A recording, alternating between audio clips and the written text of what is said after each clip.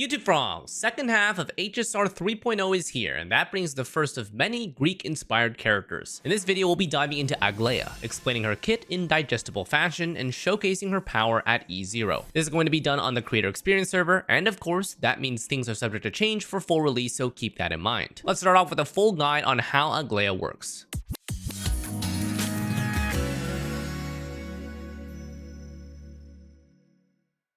So thankfully, her kit isn't too complicated, but because she does have a memo sprite summon called the Garment Maker, there are a lot of moving pieces. Now, her main gimmicks that you'll really care about are that she's the first true speed scaler in the game, and she's heavily ult reliant. When you first check her out in combat, you'll notice a couple of immediate things. Her energy bar is fat. It's the largest one in the game, sitting at a whopping 350 energy. But she and her Garment Maker also attack really frequently, and when either of them attack, Aglaea gains the energy. When Aglaea attacks a target, they'll be inflicted with a branding debuff. When her Garment Maker attacks, it prioritizes the debuff targets, and if successful, Aglaea's tooltip number will go up. The higher it is, the faster her summon becomes, and the more attacks she'll get, and the sooner you'll get that ult bar up. Once you have her ultimate, Aglaea goes into Raiden Shogun mode with Garment Maker and pulls out the Booba Sword. In this mode, she gains the same speed stacks that her Garment Maker has, with different scalings, which we'll get to, massively increases her attack based on their combined speed, and changes her basic attack to enhanced joint attack that deals blast damage scaling from their combined attack. This enhanced joint attack is basically all of her damage and combines the strength of her and her summon into one attack. And very importantly, because of this, Aglaea is a very SP friendly character because her joint attack is her basic attack and consumes no skill points.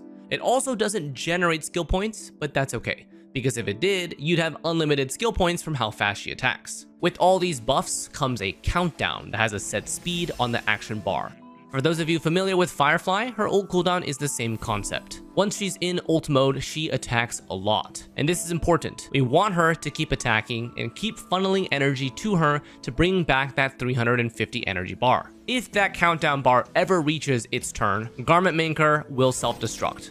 Aglaea's ult form will end and she will lose all of her stacks. However, if you manage to get another ult charge before it's over, activating it again will reset the cooldown and maintain all buffs previously held. So, to summarize, Aglaea is fast. She and her summon want to move a lot, and Aglaea wants to stay in ult form at all costs. She is the next generation Hypercarry. With so much reliance on her ult, energy regeneration rate is really important to capitalize on refreshing ults. This can be achieved with rope main stat, Eidolon investment, or premium support choices, which I'll dive deeper into later in the video. So now that we know how she works, let's go summarize the nitty-gritty of her traces. First up are Aglaea's traces, which are these bottom 5. We've got the technique. So this is a combat engaging ability, so use it after all setup is finished. It will summon the Garment Maker, grants 30 flat energy on entering battle, and deals AoE damage to all targets, inflicting a random enemy with her Seam Stitch debuff. She will likely be the Hypercarry of whatever comp she's on, so this technique is essential to enter battle with to set up her kit. Talent. So this controls the HP of Garment Maker and the scaling of her Seam Stitch debuff strength. Her skill. This resummons the Garment Maker if it is not present, so it can stack up its speed stacks again and gives it an instant turn. If it's alive, it'll recover its HP by up to 50%. Now this skill is her least important traceability, scaling wise, since it's HP recovery, and ideally you won't even use this if she's in perma ult form. You can't, so yeah. Otherwise, it will be used for energy generation and resummoning Garment Maker when you're out of ult. Ultimate. So this is basically everything for her. This enhances her form, it restores the Garment Maker HP back to full, and gives Aglaea up to 15% speed scaling per stack. So at 6 stacks, it'll be up to 90% extra speed. Basic attack changes to her enhanced joint attack, and she can't use her skill during this time, and her ult cooldown is added to the action bar. So once she's in this form, she and Garment Maker will attack a lot. And every single time Aglaea personally attacks, their joint attack is her most consistent and highest DPS. Keeping her up in this form by refunneling her ult charge or with support before the countdown ends is ideal. And then finally, of course, is the basic attack actual trace. So this contains the multipliers for that juicy joint attack, which is up to 200% of Aglaea's attack and of the Garment Maker's attack, and also has 90% blast, so we get blast damage here. So for her summon, we've got 2 abilities here. They are pretty straightforward. This talent one is important. It's the speed. At max level, it is 55 speed per stack, up to 6 stacks for an extra 330 speed. The skill is just a damaging ability. Main purpose is to slowly generate energy with many frequent attacks. Aglaea's main damage source will always be her ult form's joint attack. this big buddy here. So it's really important to play around her ult uptime. And then we have our extra trace nodes, which are basically quality of life. We have the A2 trace. This provides her a lot of attack conversion from their combined speed. On average, you can expect Aglaea to have about 250 speed in ult form, and her garment maker will be almost 400. So the attack gain that you can expect from this trace alone is about 3,200, which is honestly all the attack that she naturally needs. So this covers her attack scaling by a pretty wide margin, so we can prioritize speed and ERR up to the point where she can ult at 100% uptime. A4 trace. If her summon dies, retain 1 speed boost stack. In optimal play, this trace is useless because it doesn't die and you ult cycle and continuously refresh its HP bar. A6 trace. Her energy is set to 50% of max at the beginning of every battle. Not really that useful in a majority of endgame content, but on repetitive waves of clearing, it can be helpful. Personally, it feels kind of wasted that 2 of her major trace nodes don't really do anything most of the time, but that's just me. Like in an ideal situation, you won't ever activate A4 or A6 trace. All right, talent priority. So we're going to need the following at highest investment. We've got Memo Sprite's talent. This is for the Memo Sprite speed. We have Aglaea's ultimate, which is responsible for her speed scaling. We have Aglaea's basic attack, which is responsible for the joint attack multiplier. And then we have those that are level as needed. We have Aglaea's talent, which is HP for the garment maker and also the seam stitch scaling. And then we also have Memo Sprite's skill, which is just tickle damage. And then last but not least, we have the skill, which is not really necessary to level at all. If you are in permanent ult form, you can't even use their skill. So yeah. All right, her extra trace nodes around the ring here provide a healthy amount of lightning damage, also provide some crit rate and defense. I know that you probably expected some speed here, like maybe on the defense nodes, but yeah, we have defense because you never have enough, right? That being said, her base speed is 102, and she's got a very nice amount of speed scaling with her kit, so you definitely won't feel a lack of speed with her. All right, now let's talk about her light cones. So Aglaea is on the remembrance path, which was only introduced recently, so light cone selection is fairly scarce. But the good news is that the current ones available are pretty solid even if you don't prioritize her signature. That being said though, her signature is very strong. It is the only light cone in the game to improve base speed. Now this obviously is incredibly powerful for Aglaea because all the speed scaling in her kit improves with this light cone. At R1, she gets 12 more base speed, increasing it from 102 to 114, which you can see here. If I swap off this light cone, it will drop from 114 down to 102. So with max speed stacks in ultimate form, she's getting 90% more. So this light cone adds another 10 speed. Not only that, she also gets scaling crit damage up to 54% every time either the wielder or their memo attacks. And at max stacks, she gets another 54% basic attack damage. So this light cone is heavily overloaded for her, providing base speed and 108% stat value. Otherwise, we can consider 2 other 4-star options. We have Sweat Now, Cry Less with Fei Xiao as the art. It's looking super solid for her, providing crit rate and damage bonus at no cost. Genius's Greetings is also not a bad choice, with attack percent and temporary basic attack damage bonus. Since Aglaea does move very often though, you won't have this full passive uptime because she'll be moving more than 3 times per ult cast. And then finally, a Victory in a Blink is just for the crit damage here. Technically, this is kind of like a support light cone since it requires the memo to target an ally for an ally buff, but if you have nothing else, you can consider it just for the first line of damage here. We honestly realistically only have her signature, Sweat Now, Cry Less, and Genius's Greetings currently, so stick with those. All right, relics. So best in slot relic set is going to be the Hero of Triumphant Song, but this is a recent set introduced at the time of recording, so most people will probably run a simpler 2-piece build until that point. Now Hero is providing 12% attack,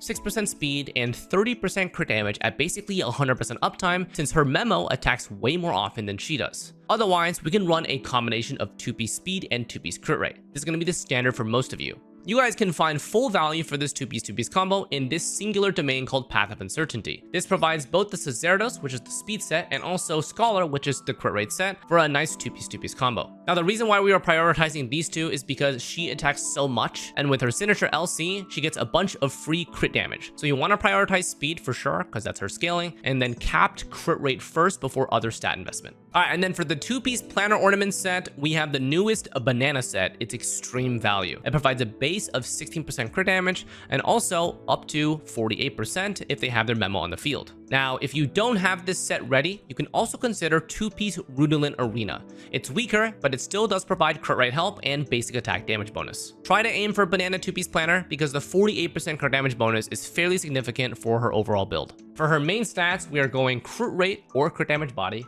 we're running speed boots, running lightning orb, and we're running ERR rope. We want to guarantee 100% crit rate after support skills, so your body piece is really going to change depending on your support lineup. Depending on premium supports like RMC and Sunday, you could possibly be getting 10 to 30% bonus crit rate, which opens up the crit damage body possibility. Speed boots are for sure though. She gains dual value from moving faster and speed conversion to attack from her choice node. Lightning orb, obvious, no other choice, and then ERR rope is absolutely necessary at E0. If you do consider Eidolons for her, E1 will drastically upgrade her personal energy generation and removes that requirement of the ERR rope, but that's with Eidolons. At E0, it's really difficult to ignore this rope even with her best in slot team setup for maximized turn order and energy funneling. For those that don't have problems, for example, you have E1 or you noticing, oh, I don't need ERR rope, then you can upgrade to attack rope. Remember though that the value that she gains from attack rope is not that high because her bonus attack from ult form is already 300% of her base attack. Alright, so team comps. So Aglaea is a Hypercarry with a 350 energy cost ult. Ult funneling is very valuable here. Summon buffers are also very valuable. She doesn't need SP generation, so we've got a nice selection of supports to choose from. So we've got the best in slot team comp lineup, which is Aglaea with Sunday, RMC, and Huohuo Sustain. You'll get double buff value from both Sunday and RMC, with double action advance, capped 30% crit rate boost to her specifically, and then Sunday and Huohuo both have 20% max energy funneling for Aglaea. Sunday provides full buff value since Aglaea has a summon, and RMC provides that juicy true damage bonus for her. Then we have alternative sustain options, so any premium 5-star like Lingsha, Aventuri, or Fuxian. For my F2Ps, we can always fall back to Gallagher. Alternative support options. We got Robin, Bronya, Sparkle, and Ruanmei. And then for the 4-stars, we have Tingyun, Pella, and Asta. For the strongest and my personal favorite disgusting speed comp, you're gonna have Aglaea, Sunday, RMC, and Huohuo. And then for the F2P friendly, very good performance comp using stable, well-known 4-stars, we have Aglaea, we have Tingyun, we have RMC, and then we have Gallagher. The difference between Tingyun and Sunday Huohuo energy is pretty close. So Tingyun at base value provides 50 flat energy for Aglaea. Sunday and Huohuo at max talent provide 20% max energy, which is 70 for her. Tingyun at E6 gives 10 more for 60, which is just shy of 70. And of course, we always use RMC. Everyone will have her at E6, and her kit is disgustingly solid for the main character. Alright, Eidolons. So, as expected, her front-loaded Eidolons are incredibly strong, but obviously not necessary. We have E1. So, enemies affected by her Seam Stitch debuff get 15% damage vulnerability. More importantly, every time either she or the memo attacks the debuff target, Aglaea will gain 20 flat energy. This more than doubles her personal energy generation, and you can completely drop the ERR rope with this active. If you look at it from a different perspective, because this basically doubles her personal energy generation, it essentially halves her ult cost from 350 to 175. You know, it's a little bit costly, but it's like more on tune with everyone else. But again, Aglaea and her memo attack like 2 to 3 times faster than the average unit. With E1, you shouldn't ever be having ult problems, and you should be ult uptime 100%. E2. 14 to 42% ignore defense, but this resets every time someone else attacks. This relies on the speed of Garment Maker, making multiple attacks at the same time, and also turn advancers to keep Aglaea constantly attacking for most value. E3 and E5, these are just talent upgrades. And then E4, speed stack limit increased to 7, which increases Garment Maker's cap to about 425 speed, and Aglaea gains 105% speed instead of 90% in ult form. The stacks also now increase from both Aglaea and Garment Maker instead of just her Garment Maker. Basically, this helps them ramp up faster, and their max cap is slightly higher. E6, Lightning Res Pen 20% in her ultimate form, and 60% DPS gain for the joint attack. The speed requirement of 320 will be achieved by Garment Maker at 5 out of 7 rough stacks. So basically at E6, I'm pretty sure it's just GG, because this Eidolon skyrockets her damage by almost double with the Res Pen and also the joint attack damage increase. Well, this works out because she is a Hypercarry, so yeah, have fun. General recommendations for Eidolon investment. Aglaea is a Hypercarry, so investing in her breakpoints will give the highest value a DPS and her team can get. E1 is definitely up there, and I would recommend E1 over her signature light cone because it effectively removes her energy requirements, which is very significant to her ult uptime. But after E1, it's all fair game. Nothing else really makes a super significant impact until you magically teleport to E6. So, is Aglaea recommended to pull? Well, she's a DPS hypercarry, so investing in her means you want to invest in her overall best in select team comp. So if you have characters like Sunday and Huohuo, or you're planning to get them, or you use them very often, then she fits very well because they scale as a team very, very well. If you can also guarantee E1, it makes her a lot more flexible on the supports that she can run. Her signature is also pretty damn broken, but it's not as impactful as the team setup or her E1. So in my opinion, I think that Aglaea is reliant on those points. Overall, her damage is very solid in both single target and AoE because her main source of damage is blast damage. She's not going to have big, huge nuke numbers though. She excels in the quantity of attacks and not quality. Alright, that wraps up the full guide for Aglaea. Let's get into some quick showcases. Alright, so first up, we've got the F2P showcase. This is going to be low investment Aglaea with a 4-star oriented team. We have Gallagher at E6, we have Tingyun at E6, and we have RMC all at E6. I'm not going to limit the Eidolons on those characters. We don't want to make this too difficult. I did switch out Aglaea's weapon though. So let's first set up her techniques. Can't use Gallagher's because it is offensive, and we need Aglaea's, which is offensive as well. Alright, so first thing, just to show you guys, we are going to be running a 4-star Lycone here. Sweat now, cry less at level 80. It does increase Warrior's crit rate by 12% and has very nice passive. The problem with this is my build is not optimized for it, so I am going to be overcapped crit. So just bear that in mind that this build could be slightly stronger if you optimize around this Lycone. Okay, so our main goal here, I also did not use Tingyun's technique. Shouldn't be that big of a problem, we'll see. Main goal here, of course, is we are Hypercarry Aglaea. So we want to funnel everything into Aglaea. Tingyun's ultimate is permanently on Aglaea, and RMC's Memo Sprite is going to be permanently on Aglaea as well. So before we get our full ultimate for Aglaea, we want a little bit of stacks on her Memo Sprite so that she does get a little bit of speed. This is just so that that's her ramp up time, right? So we're going to prep everything in the beginning.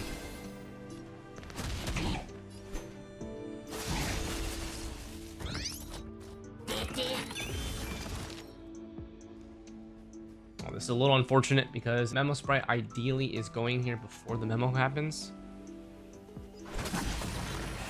Damn, it sucks. Alright, -1 stack then. Fine.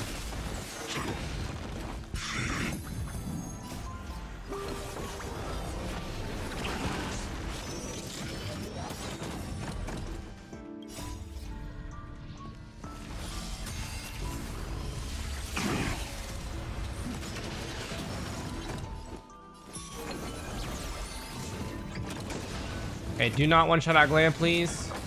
Okay, Gallagher is CC, which is a little unfortunate, but it's okay. Let's get set up now. We can ult here. I'm going to go ahead and normal attack here. I'm going to wait for the Garment Maker to go first and then ultimate so we get a additional speed stack. And Aglaea gets to get bumped up so the Garment Maker can move again. Alright, so 3 stacks here. Now we can ult. Aglaea will be pushed up. And Gallagher can finally move. A little bit of healing here. And now we get 4 stacks.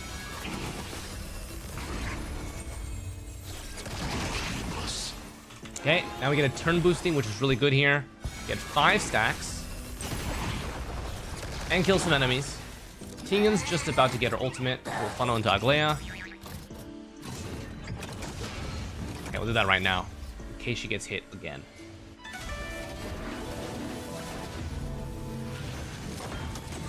Okay, RMC is CC, which is a little bad.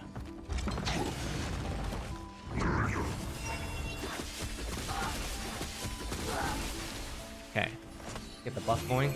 Aglaea's turn.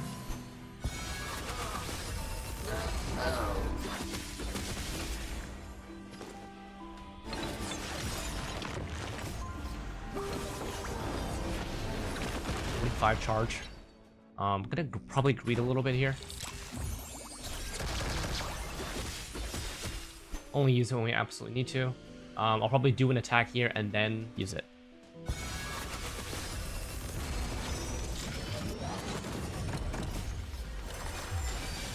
This is just so that we can continue the loop. Prep Tingyun's ultimate charge. That's very good. Now we get turn boost here. Is it okay to use? It is okay to use because we get a little bit of an attack buff here. Gallagher I ideally don't want to use here. I don't have to. I'm gonna try to chip away at this guy. One in the next wave. We can do this. Get skill points a little bit. Gallagher's the normal attack here. Armor Maker's gonna go, and Aglaea should be setting us to the next phase. Alright, so we're on our next phase. Just gonna try to make sure that we have Aglaea's ultimate, which is really close, and our action value here is at 57. Okay, very close.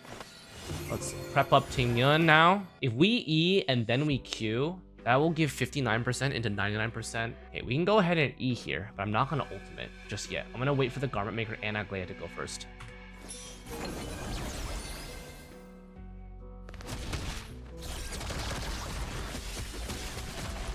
Okay, is this enough? I hope it should be enough. The action value is coming right now, which is a little bit...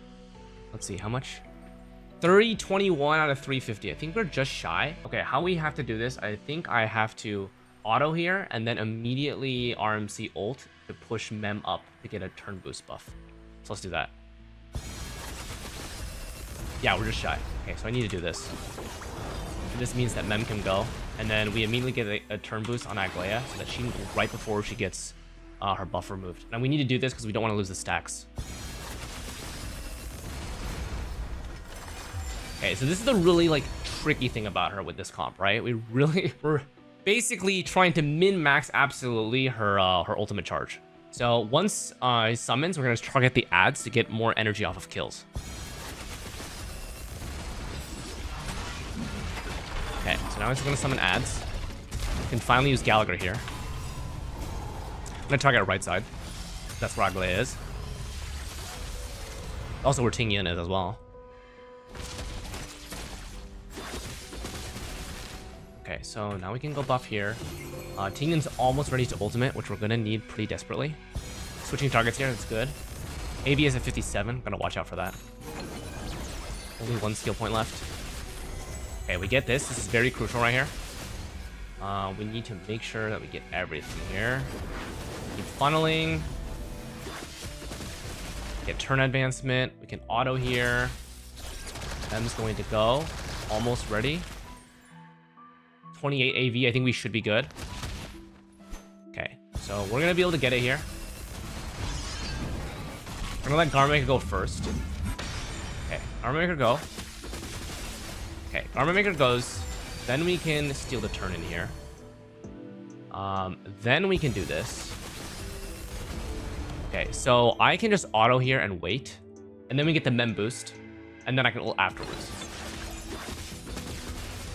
Okay, so this is good. This is ideal here. We kill the left side. Keep killing the ads so we get energy generation. Okay, now we can ultimate. Get our charge up to 43%. Prepare the next turn up. We gotta do this. Gallagher, I'm gonna heal himself. We have some skill points here. Don't want to ult if absolutely necessary. Okay, we're gonna do this just so we get Aglaea to go soon. I want to proc this guy. Okay, beautiful. Now we enter the next phase. I'm gonna summon. Yeah.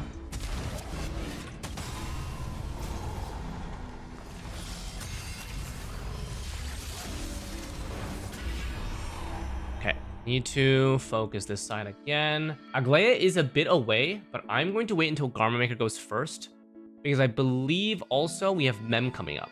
So I don't want to waste... we're going to have some turn orders before we get ultimate here. And we should, within the next ultimate, be able to kill off everything. Hopefully. That's our ideal here. So we auto here. Next move, right after Garment Maker moves, we're going to get a turn boost. Okay, so we get Aglaea turn boost here.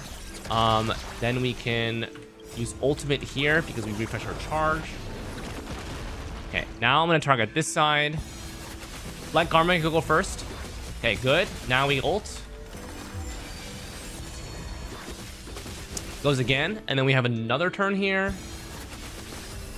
Okay, this is looking better. Almost have Tingyun's ult prepped. And then this side's dead. That's very good. Okay, that's a huge chunk of damage that we just did. We should be pretty close. I'm gonna E here. I think we might be able to steal a mem boost. 97%. We have 2 skill points. Tingyun does not have to, so we can heal Tingyun then. Let's heal Tingyun. Almost have Basada buff ready as well. Aglaea gets a turn boost here. We can start focusing on this side. Okay, so Tingyun's gonna auto here. Or we can... Oh, we can Q first. Let's Q first here.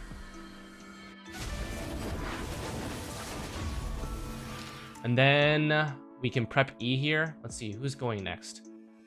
MC. Okay, maybe... I think normal attacking is fine. Aglaea gets 1 turn. Might lose the attack buff for a little bit, but it should be fine. Let's normal attack here. Okay, we shouldn't die here. Okay, let's proc Gallagher. Try to steal as many turns as we can.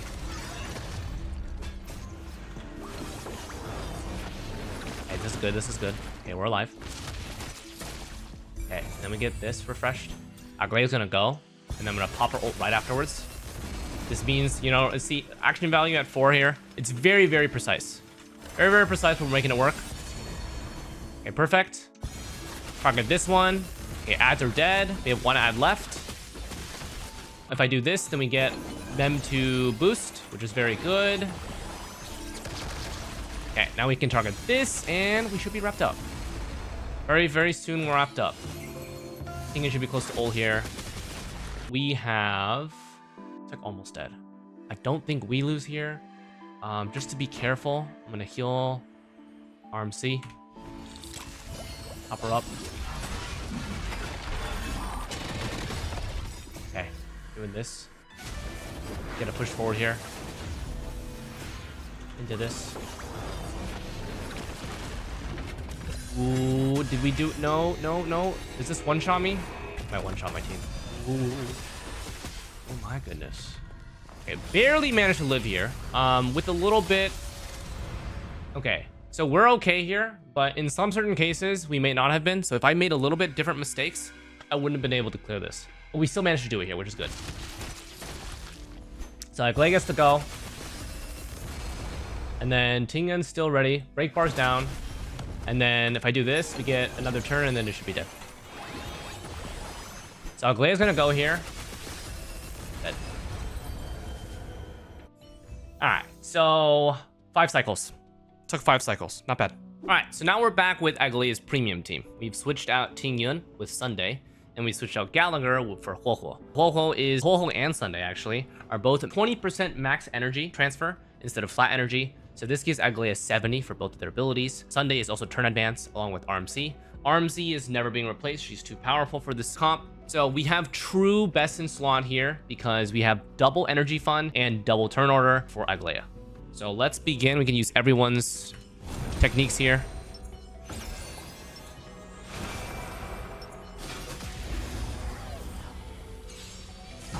All right, one more thing. We've also switched Aglaea's light cone over to her signature here. So my stats are a little bit more optimized. Unfortunately, though, because we have RMC and Sunday, I'm actually heavily overcapped on crit because with both of those, we're getting actually 30% boost. So you can optimize around depending on your supports. Aglaea can have anywhere between 70 to 90% crit rate, which means you can run crit damage body piece for even more damage. So min-maxing for crit stats, very important here for Aglaea because she is our hypercarry. All right, so setup. Let's get Mem on the board. Aglaea, we're just looking to ramp up her Memo Sprite. And it seems like her Memo Sprite is down there. So I'm actually going to E here because we want more stacks of Memo Sprite before we get our ultimate.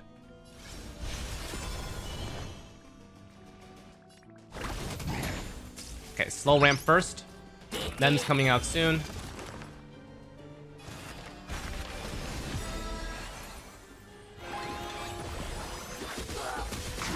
Okay, I'm gonna do this. Switch the target over. Okay, everything's been summoned now. Go ahead. Started. I'm gonna go ahead and E here, and also I'm waiting for Sunday here. We're gonna pop all buffs once Aglaea has popped. Alright, so Aglaea's gonna go here, and then I'm going to ultimate. So we get that free turn. And now we can Sunday. Alright, so this gives us full value. This gives us full value. And Huoho is just about to get set up as well. This just gives us all buffs. Get a turn boost into energy fund, into attack boost as well. Mem overlapped with Sunday, which is a little unfortunate, but it's fine. You can see the damage output, by the way. Look at the damage output. Significantly higher. Actually insane. And yeah, so now we basically have no problem since we have both energy refund. Aglaea is basically at full value now. We don't need to use it at all. We're just going to be patient. We can use it right after Sunday gets his. Alright, so a lot of damage coming out here. We have a lot of skill points to be able to use as well. Prep all these at 80, Mem's at 80%.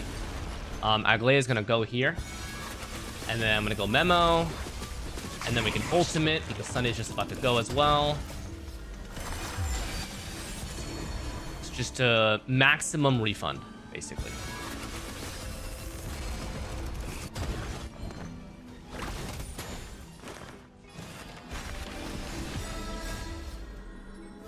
It is overkill here, but we're going to move on to the next cycle. And having Aglaea's energy at as high as possible is good. Okay, getting the turn boost here. Damage is still pretty solid, even for single target. Aglaea is going Giga mode. Lots of skill points to be used here. Huoho, I think we're safe. Continue autoing. Because Sunday just keeps on spamming skill on Aglaea. And Aglaea will keep on going. Okay, I think we might be... Okay, so we did lose it there. Because it did not... I could have used Huoho's E a little bit more. But that's okay. Okay, I'm gonna first summon. It's gonna go.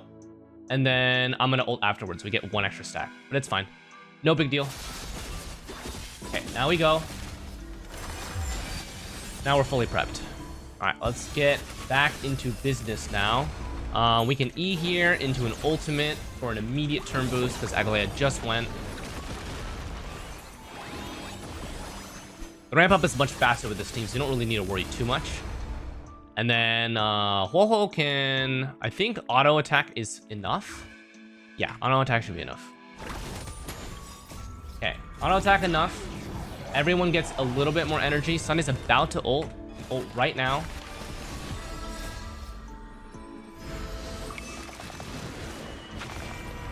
Okay, so this one should be dead. We're fully buffed here. So that's a huge chunk of damage. I think we killed both of them there. Aglaea also has another ultimate ready. Okay, we need Huoho's E. We need to start healing up a little bit. Damage-wise, we're looking pretty good. And also, Aglaea does have her ultimate available. We should only need one more ult to finish this, so we can beat it. Damage is pretty solid. We can do this again. Okay, we'll move on to the next phase. Pretty easy.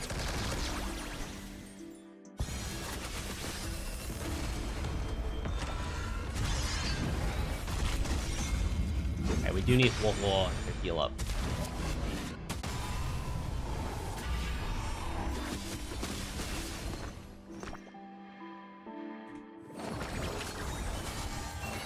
Okay.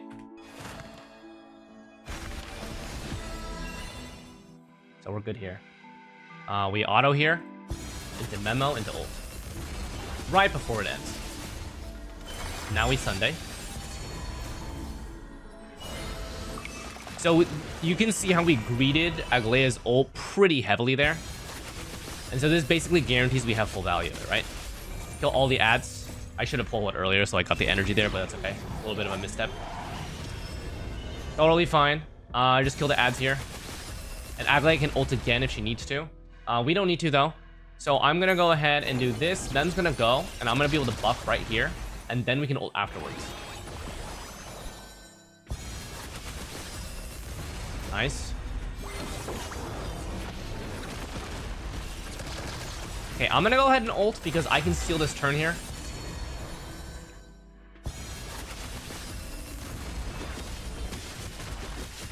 And then we can kill all the ads are dead, so.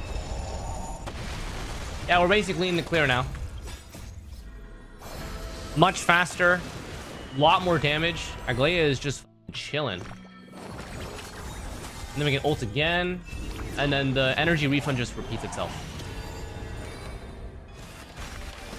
Keep getting double turn boosted. And that was my fault. I was playing a little autopilot, but it's basically dead. There we go. And I don't need to do anything. It's dead. And there it is. So way faster. 3 cycles faster, actually. Pretty good. All right, so that basically wraps up our showcase and guide for Aglaea. I hope you guys enjoyed.